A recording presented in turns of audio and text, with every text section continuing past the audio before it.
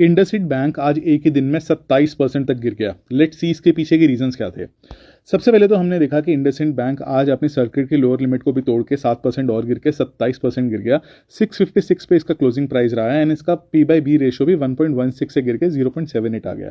तो इसके पीछे के क्रिटिकल इश्यूज क्या थे? सबसे पहले तो डेरिवेटिव्स में डिस्क्रिपेंसी रिपोर्ट हुई है। इनके इंटरनल ऑडिट में पता लगा है कि 1500 करोड़ का लॉस इन्होंने रिपोर्ट नहीं किया था एंड अब वो मे भी नेक्स्ट क्वार्टर में रिपोर्ट होगा। इसकी वजह से स्टॉक इतना ज़्यादा गिर गया। इस गिरावट की वजह से इसकी और डिस्क्रिपेंसी की वजह से इसकी रेपुटेशन काफ़ी डैमेज हुई है। ट्रस्ट बिल्डिंग में भी और टाइम लगेगा। गवर्नेंस में भी हमें कुछ रेड फ्लैग्स देखने को मिल रहे हैं। सबसे पहले तो CFO कंपनी से एग्जिट ले रहा है एंड CEO की टर्म भी ये लोग लिमिट कर रहे हैं, तो CEO भी जल्दी जल्दी चेंज होने वाला है। ऊपर से ये इवेंट एक आइसोलेटेड इवेंट था। आइसोलेटेड इवेंट का क्या मीनिंग होता है कि सिर्फ इंडसइंड बैंक इफेक्टेड है, बाकी इसके पीयर्स अनअफेक्टेड ही हैं। HDFC बैंक कुछ ज़्यादा नहीं गिरा है, ICICI तो बल्कि आज बढ़ा है। तो मेन इशू इंडसइंड बैंक के साथ ही है, बैंकिंग सेक्टर में नहीं है ओवरऑल। जो ये इंटरनल ऑडिट था इनका, इसकी फुल रिपोर्ट आपको एंड ऑफ मार्च में मिल जाएगी, तो आपको उस रिपोर्ट का वेट करना है। उस रिपोर्ट में आपको देखना है कि एग्जैक्टली हुआ क्या था।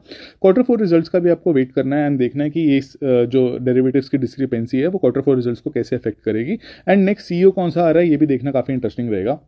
तो अब आपका एक्शन प्लान क्या होना चाहिए? शॉर्ट टर्म में आपको डेफिनेटली ऑडिट की रिपोर्ट की एंड Q4 के रिजल्ट की वेट करनी चाहिए। आपको अगर बैंकिंग सेक्टर में कंसीडर करने ही हैं स्टॉक्स, तो आप कुछ और बैंक्स कंसीडर कर सकते हो। इंडसइंड बैंक को अभी खरीदना एक फॉलिंग नाइफ को पकड़ने जैसा रहेगा एंड ये और भी यहाँ से गिर सकता है।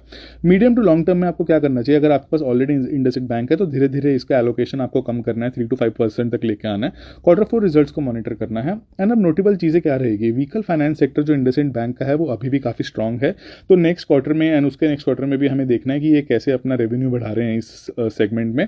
वैल्यूएशन भी अगर तो ये इशू को रिजॉल्व कर देते हैं एंड वैल्यूएशन भी अगर धीरे धीरे अट्रैक्टिव बन सकती है तो मे बी हम लेटर ऑन इसको कंसिडर कर सकते हैं। तो अब बॉटम लाइन क्या निकल के आती है कि जब भी किसी कंपनी में क्राइसिस आता है हमेशा एक अपॉर्चुनिटी निकल के आती है। तो बट आपको इमीडिएटली अपॉर्चुनिटी ग्रैब नहीं करनी है, आपको देखना है कि धीरे धीरे चीज़ें कैसे टर्न आउट करेंगी, क्वार्टर के रिजल्ट्स क्या रहेंगे एंड फुल क्लैरिटी मिलने की वेट करनी है एंड उसके बाद ही आपको अपना कोई इन्वेस्टमेंट डिसीजन बनाना है। इसी